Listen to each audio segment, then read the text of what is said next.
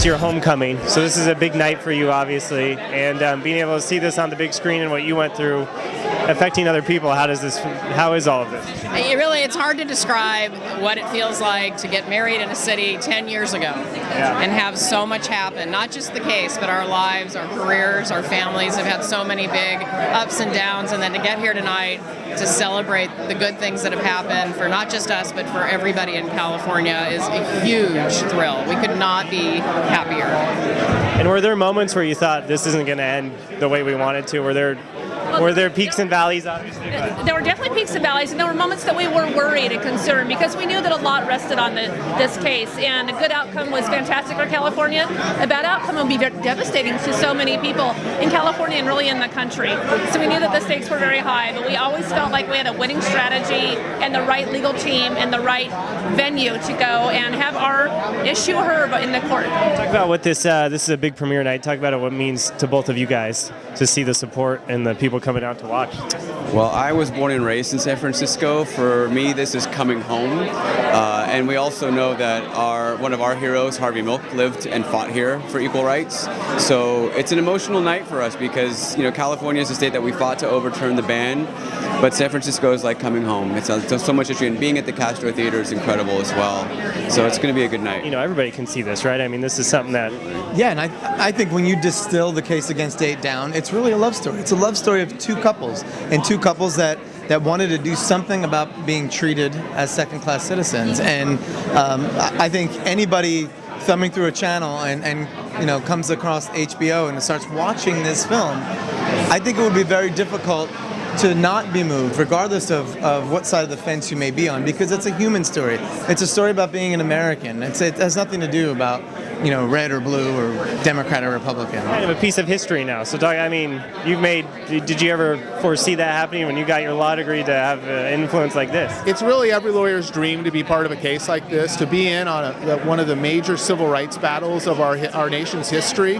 And so that's what you dream of in law school. And to play a role in this case and in a larger battle for equality and marriage equality, it really doesn't get any better as a lawyer. And to have such wonderful clients and to see them get married, I got to run over. I was in court here the day the stay was lifted and the wedding started, so I was able to run over and get there in time for the marriage at City Hall here. So Chris and Sandy, I was there. It was just incredible. And to be part of history like this, it's amazing. And to have this beautiful film made that documents from start to finish what happened in the case it's really incredible. Talking to the folks you guys filmed for so long, asking them if there was any nerves having cameras around, they said, "Oh no, you haven't met Ben and Ryan."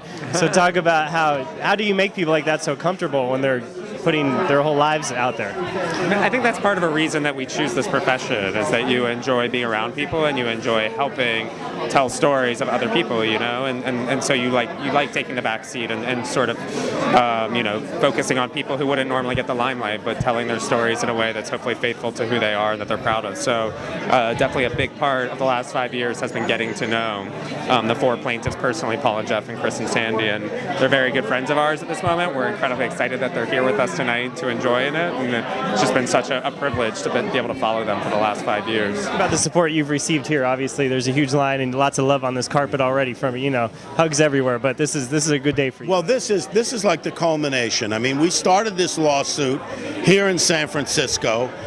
We won a great case at the district court, which eventually went all the way to the Supreme Court, but the ruling that was set down in the district court has been the basis, and it's been quoted in every single federal court challenge and every single overturning of the bans to same-sex marriage in 9 other states. So we're very proud of this, and tonight the screening of this is like an exclamation point to everything we've done. And off this subject, AT&T Park's right down the street, and your favorite player's home, basically, Willie Mays. Yeah. Are you going to make a stop there? Because I know you're at Fenway last night, right? Well, the Giants are not in town. You might as well take a look. Just go there. No, I've been to that park. I was actually in Chicago yesterday, and I threw out the first pitch, and the Giants were playing in Chicago, so they can't be in two places at once. You got to look at the World Series trophies, though, right? Have you seen? Yeah, I've been to Pac-Bell and now AT&T. I've been there a few times. How do you rank that stadium? Well, I actually have been to every single ballpark in America, and I put it number 2. I got number 1 is PNC in Pittsburgh, and this is number 2 of the new retro parks. I mean, you're still hard to beat Fenway and Wrigley Field. Yeah. I appreciate it, Mr. Reiner. Have fun tonight. Nice meeting you. Okay.